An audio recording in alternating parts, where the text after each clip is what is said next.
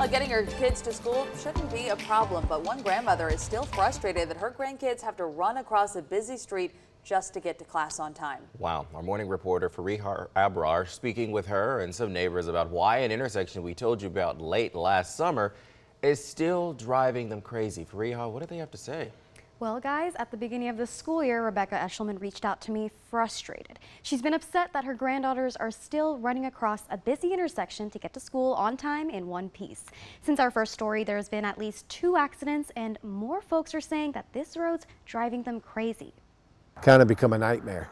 Last time I came to Veterans High School, I showed you teenagers risking their lives cutting across a 3-lane road to get to school. Since then, there's been no visible progress, but there have been several accidents. Last Friday, I paid my truck off, and then, of course, a week ago Monday, I was in an accident here. And just before John Snipes' crash, Larry Clark's son got into a wreck that totaled his brand new car. He was hit by a GMC truck, and he was driving a Honda Civic. His car didn't handle it well, but the car served a purpose. It protected my baby, so.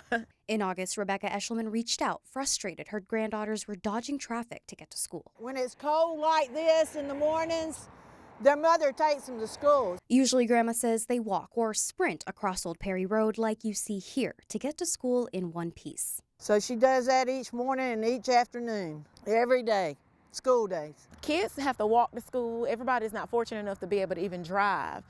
The car protected my son, but a walker, they don't have anything to protect them. They're carrying their book bags. 9 times out of 10, they probably have their music going.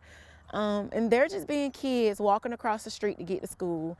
And if they get hit, it's nothing to protect them. Not only did I see photos of the neighbors' wrecks, but as soon as I got there, I also saw people drive past a stopped school bus. And people coming this way ignored the bus stop sign. They ran it, 2 of them ran it.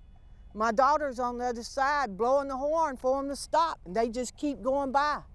I mean, there's no patrolling, no control whatsoever out here to stop this. There's been many accidents happen, and it's a telltale sign that we need to do something before somebody gets seriously hurt. Just these crosswalk signs, it needs to be danger zone signs, because this is how dangerous it is here for these children. We shouldn't have to wait for one of our children to be seriously injured or for one of our neighbors to be seriously injured. We shouldn't have to wait for that, for them to make changes.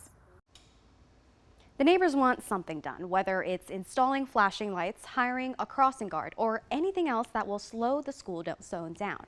Last time we learned Houston County Public Works is responsible for overseeing school zones, crosswalks, and traffic on local streets in Kathleen. They sent out engineers the day after our first story, but they refused to comment when I checked back with them Tuesday about whether they were planning action. Houston County Sheriff's Office has also not responded to my request for traffic reports issued at the intersection, but we asked for those just yesterday, and it could take a few days for them to respond. What's driving you crazy? Tell us and we may look into it. You may email news@13wmaz.com or message me through social media.